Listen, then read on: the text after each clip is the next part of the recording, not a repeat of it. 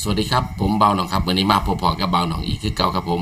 มีผู้ใดจำพี่สุกัญญาได้ป่ะครับพี่สุกัญญาเพิ่นก็เป็นFCเบาหนองมาหลายปีแล้วก็เพิ่นก็เคยเล่าความฝันให้ฟังหลายเทื่อแล้วพี่สุกัญญาเพิ่นนับถือไอ้ไข่แห้ง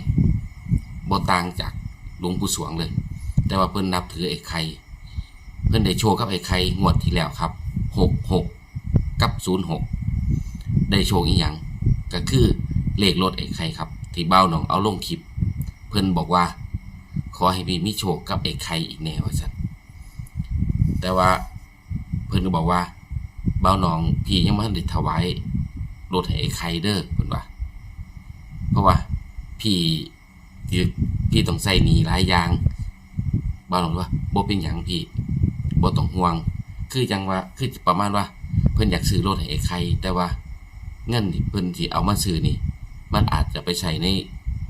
ชีวิตประจำวันของสำคัญของเพิ่นบ่าวนุก็เลยบอกเพิ่นว่าบ่เป็นหยังพี่ขอแต่ว่าให้พี่ไปใช้ของพี่ให้แล้วเรียบร้อยก่อนเหลือจังใดถ้าพี่อยากถวายรถให้ใครหรือว่าอยากซื้อของให้ใครจังว่ากันเพิ่นก็ถือ66กับ06ครับงวดที่แล้วเพิ่นก็ได้ใช้หนี้ไปเกือบหมดเพิ่นว่าขออีกเทื่อนึงก่อนเพิ่นว่าขออีกเทื่อนึงบัดนี้เพิ่นก็ฝันเพิ่นบอกว่าไอ้ไข่มาบอกเลขเพิ่นให้ซี่เบิ่งเลขในกระถางถูกเพิ่นว่าจังซี่ความฝันหรือตัวเลขเป็นความเชื่อส่วนบุคคลนะครับโปรดใช้วิจารณญาณในการรับชมรับฟังนำทุกสิ่งทุกอย่างขึ้นอยู่ที่โชคและดวงบ่าวน้องก็บอกบ่ได้ผู้ใดก็บอกบ่ได้หรอกครับว่าเลขมันสิมาตัวใดพี่เพิ่นบอกสู่ฟังบ่าวน้องก็มาบอกสู่ FC ฟังบ่าวน้องเลยถามว่าฝันมื้อใดเพิ่นว่าฝันตั้งแต่คืนวันศุกร์นะฝันคืนวันศุกร์มื้อนี้ก็วันอังคารล่ะมื้อนี้วันอังคารเพิ่นว่าฝันแต่คืนวันศุกร์แต่ว่าบ่ทันได้บอกบ่าวน้องพี่ไปหาลอตเตอรี่ไว้แล้วก็ได้มาหลายชุดอยู่เพิ่นว่าเลขบ่าวน้องว่าเลขลอตเตอรี่เลขอีหยังเพิ่นว่าเป็นเลขฝันนี่ล่ะฝันเกี่ยวกับไอ้ไข่นี่ล่ะเพิ่นว่าแต่ว่าเพิ่นฝันว่ามีไอ้ไข่มีเด็กน้อยไปสะกิดขาเพิ่นว่าสินะเพิ่นนอนอยู่มีเด็กน้อยไปสะกิดขาเพิ่นก็เลยเลี้ยวไปเบิ่งอันมองที่เด็กน้อยสะกิดเพิ่นก็ชะโงกหน้าไปเบิ่งเห็นเป็นเด็กน้อยไว้ผมจุกเพิ่นว่าเป็นเด็กน้อยไว้ผมจุกแต่เพิ่นบ่ทันได้ฮู้เด้บ่เป็นไผตอนแรกบ่ทันฮู้เพราะว่าเพิ่นก็เลยลุกมาเบิ่งเพิ่นว่าเอ้าลูกเต่าผู้ใดล่ะมาสะกิดขาเพิ่นก็เลยดึงมือพี่สุกัญญามานี่สิพาไปเบิ่งหยังเพิ่นว่าสินะสิพาไปเบิ่งหยังเพิ่นก็เลยเดินไปหม้องกระถางถูกที่ไอ้ไข่บาดเพิ่นน่ะเพิ่นว่าไอ้ไข่บาดเพิ่นเพราะว่าเพิ่นก็บูชาไอ้ไข่คือกันไอ้ไข่เพิ่นก็ลักษณะคล้ายๆกับของบ่าวหนองแต่ว่าของเพิ่นน่ะบ่แม่นองค์สีดำของบ่าวหนองเป็นองค์สีดำของเพิ่นเป็นองค์น้อยดอกเพิ่นว่าของเพิ่นเป็นองค์น้อยเพิ่นว่าจังซี่นะ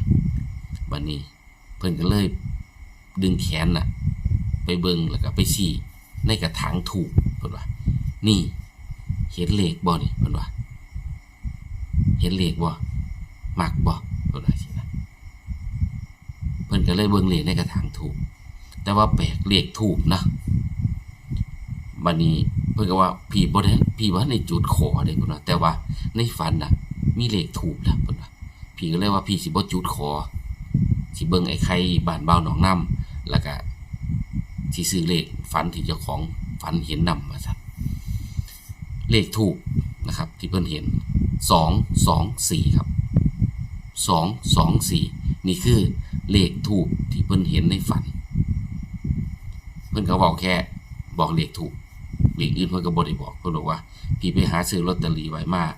ได้หลายชุดแล้วว่าเนาะ224ว่าซั่นเราว่าเบิ่งไว้คันมักจังซื้อเด้อคันบ่มักบ่เป็นหยังแต่ว่าที่เพิ่นถือเลข66กับ06น่ะคือไอ้ไข่บ้านบ่าวหนองที่บ่าวหนองถวายรถนะเพิ่นก็ซื้อนำแต่งวดหันไอ้ไข่อยู่บ้านเพิ่นบ่ได้จุดเพิ่นบอกว่าเพิ่น พิ่นบ่ได้จุดขอเพิ่นบอกว่า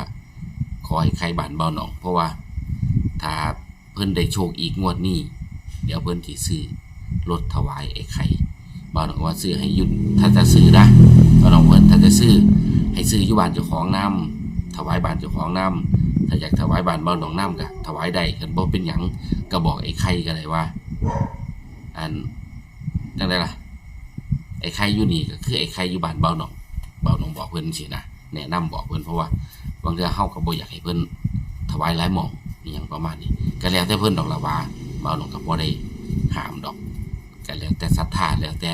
เพิ่นสิเฮ็ดแต่ว่าเพิ่นบอกว่างวดนี้ถ้าได้โชคเดี๋ยวสิถวายโดดให้ดอกว่าซั่นก็แล้วแต่ของเพิ่นสิว่ากันเนาะครับเนาะพี่สุกัญญาครับงวดวันที่16มีนา69ซื้อลอตเตอรี่ไว้แล้ว224ตัวเดียวเม็ดเดียวหางเดียวครับไอ้ไข่4บอกเลขมักบ่มักถึงอยู่ที่ดุลพินิจแหละครับเลขอาจจะดูไม่สวยเลขแบบนี้อาจจะดูไม่สวยแต่เลขแบบนี้อาจจะจับเงินหมื่นจับเงินแสนจับเงินล้านก็เป็นไปได้บ่มีอีหยังการันตีได้ครับคำว่าตัวเลขเพราะว่ามันเป็นรูปกลมๆเนาะหมุนมันบ่แม่นเลขที่คำนวณออกจากคอมพิวเตอร์ครับมันเป็นเลขหมุนกลมๆหมุนแหวเห็นก็จะเป็นไปได้คือกันเด้อครับดอกเอาลองมาครับเด้อพี่สุกัญญาครับ224ตัวเดียวเม็ดเดียวหางเดียวงวดที่16มีนา69งวดที่แล้วเดี๋ยวสิเอาให้เบิ่งเลขรถคันใดเอาคันจำได้นี่ครับเลขทะเบียนรถคันนี้6606โอ้6601เพิ่นก็ซื้อ66 61แล้วก็60เพิ่นก็ได้โชคนี่แหละครับรถแมคโครคันนี้ล่ะที่บ้านหนองถวายไข่ถ้าผู้ใดได้เบิ่งเนาะเพราะว่าอีกคันนึงมัน9739มันก็ออกออมสินงวดน่ะออกออมสินมาไทยก็มาออก66กับ06หลายคนก็ได้โชคก็ดีใจนำนะครับเนาะงวดนี้เฮามารับโชคไปนำกันอีกคือเก่า224ครับพี่สุกัญญางวดที่16มีนา69มักบ่มักลองพิจารณาเบิ่งบ่าวน้องก็เป็นแค่แนวทางนะครับเนาะคำว่าตัวเลขคนฝันมักไผมักมันครับคนฝันมักไผมักมันแต่ถ้าคนฟังมักนำก็ซื้อได้คันบ่มักก็เอาไว้ถ้าเบิ่งเป็นแนวทางไว้จะเปรียบเทียบกับคลิปอื่นๆของบ่าวน้องเอาไว้จะเปรียบเทียบกับคลิปช่องอื่นเอาไว้เปรียบเทียบกันบ่าวน้องก็บ่ได้ว่าเบิ่งช่องบ่าวน้องก็ต้องซื้อแต่ของบ่าวน้องก็บ่ได้บังคับคนเฮามีสิทธิ์เลือกบ่าวน้องเป็นแค่ให้แนวทางซื่อแต่คนเขามาฟังเพิ่นก็อยากได้ตัวเลขนำแน่เพิ่นก็บางคนเพิ่นก็เห็นบ่าวน้องเป็นลูกเป็นหลานเป็นอ้ายเป็นน้องจังซี่เพิ่นก็เข้ามาเบิ่งเพิ่นเมตตาจะได้ก็มารับโชคไปนำกัน224ครับพี่สุกัญญาครับตัวเดียวเม็ดเดียวหางเดียวไอ้ไข่4บอกเลขครับงวดที่16มีนา69ขอให้ทุกคนโชคดีศรัทธามีบารมีเกิดสวัสดีครับ